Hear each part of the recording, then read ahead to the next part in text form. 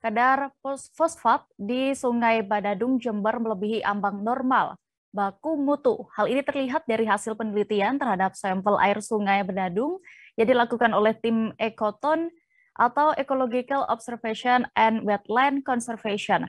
Komunitas pencinta lingkungan atau eHealthy, Fakultas Kesehatan Masyarakat Universitas Jember pun juga turut dalam kegiatan ini.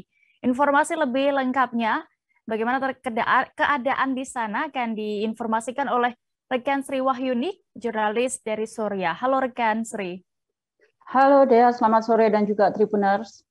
Selamat sore. Bagaimana bisa diinformasikan terkait kegiatan tim Ekoton yang dilakukan di Jember ini? Ya, Dea dan juga Tribuners, memang selama 3 hari ini, mulai kemarin, mulai tanggal 5 Januari, hari ini tanggal 6 dan hingga besok, tanggal 7 Januari 2022, tim Ekoton, Ecological Observation and Wetland Conservation ini memang melakukan penelitian di Sungai Badadung. Sebagai informasi, Sungai Badadung itu adalah sungai ikon Kabupaten Jember ya, salah satu ikon di Kabupaten Jember, Jawa Timur, dan das besar, daerah aliran sungai yang besar di Jember. Jadi tim Ekoton ini dan juga dibantu oleh teman-teman dari Fakultas Kesehatan Masyarakat Universitas Jember melakukan penelitian kualitas air Sungai Badadung dan juga kondisi di Sungai Badadung itu sendiri. Jadi itu kenapa sih mereka ini melakukan penelitian ini? Memang ini sebagai salah satu program di ekspedisi sungai di beberapa sungai di Jawa Timur dan saat ini ada di Sungai Badadung. Dan ini untuk mengetahui kualitas air. Jadi apakah air yang ada di Sungai Badadung itu kandungan fosfatnya seperti apa, kandungan pH-nya seperti apa, baku mutu, nitrat, nitrit, dan juga apakah ada kandungan mikroplastik di dalamnya, begitu deh ya. Ya, lalu rekan Yuni, bisa Anda informasikan dari data yang sudah diperoleh oleh tim Ekoton ini, bagaimana hasilnya pengujian kualitas air di sana sejauh ini? Ya, selama 2 hari ini hasilnya tidak jauh berbeda ya. Kalau kemarin itu tim mengambil sampel air itu di seputaran jembatan Jalan Oto Iskandar Dinata, itu ada di perbatasan 2 kecamatan ya, di Kecamatan Ajung dan di Kecamatan Kaliwates. Hari ini mengambil sampel di seputaran di Jembatan Semanggi. Itu salah satu jembatan yang berada di tengah permukiman padat penduduk di kawasan kota Jember.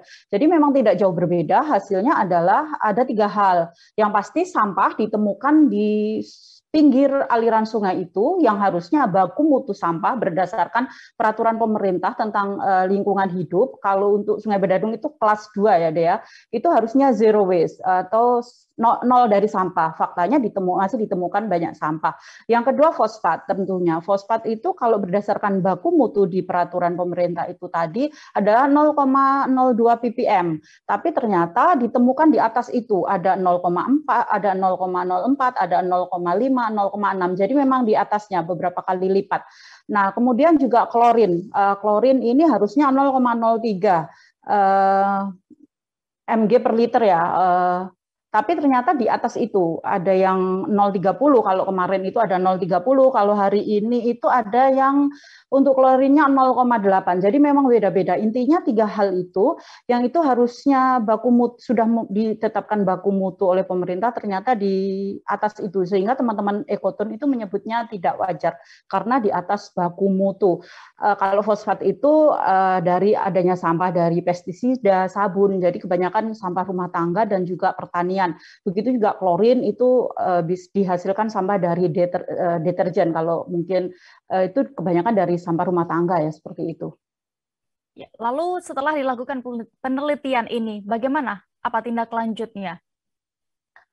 Ya, Ekoton ini tentunya akan menyimpulkan hasil penelitian selama 3 hari, kemudian membuat surat secara resmi kepada pemangku kebijakan. Kalau di sungai ini menjadi wilayah kewenangan provinsi, tentu akan berkirim surat ke Provinsi Jawa Timur dan juga ke pemerintah Kabupaten Jember, bahwa ini loh yang harusnya Anda kerjakan dengan adanya persoalan yang ada melingkupi di tepian sungai. Kondisi Sungai Badadung ini beberapa kandungannya yang itu harusnya bisa ditolerir dengan baku mutu yang sudah ditetapkan itu di atas wajar, sehingga harus diperbaiki. Kalau Mas Prigi Arisandi dari Direktur Eksekutif Ekoton itu menyarankan bahwa pemerintah kabupaten itu memprioritaskan di daerah tepian sungai yang ada di kawasan permukiman padat penduduk di tepian sungai ini harusnya mendapatkan program prioritas untuk zero waste atau nol sampah. Jadi bagaimana masyarakat di sekitar itu diberi edukasi untuk pengolahan sampah, itu yang harusnya dilakukan oleh pemerintah kabupaten. Jadi tidak hanya pemerintah kabupaten mendiamkan apa yang sudah terjadi dengan hasil penelitian yang terlihat di Sungai Bedadung itu, begitu deh ya. Baik, Tribuners, untuk lebih jelasnya, rekan Juni juga sudah melakukan wawancara bersama Direktur Eksekutif Ekoton, Prigi Arisandi. Berikut liputan lengkapnya. Ekspedisi Sungai Nusantara. Jadi kita melakukan kegiatan ya untuk mencari kabar. Jadi apa kabar sungaimu hari ini? Jadi kita melihat sungai-sungai yang ada di Jawa Timur dulu, terutama di Bedadung ini. Di wilayah timur ini kita akan melihat kesehatan sungai dengan melihat beberapa parameter fisika kimia seperti apa TDS, kemudian nitrat, nitrit, kemudian klorin, dan kemudian kita juga akan melihat mikroplastik. Karena selama ini kita tahu Indonesia menjadi penyumbang plastik terbesar kedua di laut global ya. Maka plastik menjadi problem kita semua, maka kita ingin melihat dari mana sumbernya pencemaran plastik ini. Dan salah satunya adalah di sungai-sungai kita, karena memang hampir kurang lebih 80% sampah yang dihasilkan penduduk itu dibuangnya ke sungai. Maka kita akan melihat apakah di Bedadung ini mengandung mikroplastik. Gitu. Sejauh ini ada indikator nggak yang menunjukkan kecurigaan ada mikroplastik di Sungai Bedadung? Jadi kita sudah menentukan 5 lokasi ya, salah satunya di Mangli, kemudian di Geladak Kembar. Lokasi-lokasi itu ada indikasi aktivitas masyarakat, baik itu membuang sampah plastiknya ataupun dari limbah domestik, dari penggunaan personal care seperti sabun, sampo, pembersih muka, itu kan mengandung mikrobit. Jadi bisa potensi itu sangat besar, terutama di sungai-sungai yang pengolahan sampahnya kurang bagus. Terutama kita lihat di Jember ini juga saya melihat masih banyak orang membuang sampahnya ke tepi sungai gitu loh.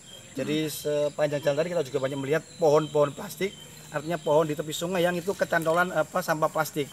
Itu kalau kemudian di iklim tropis itu kan dia akan mudah terfragmentasi, mudah pecah. Jadi plastik itu lama-lama akan kena panas, kena air, dia akan terfragmen atau pecah menjadi serpihan kecil ukurannya di bawah 5 mili yang disebut mikroplastik. Terima kasih sudah nonton. Jangan lupa like, subscribe, dan share ya.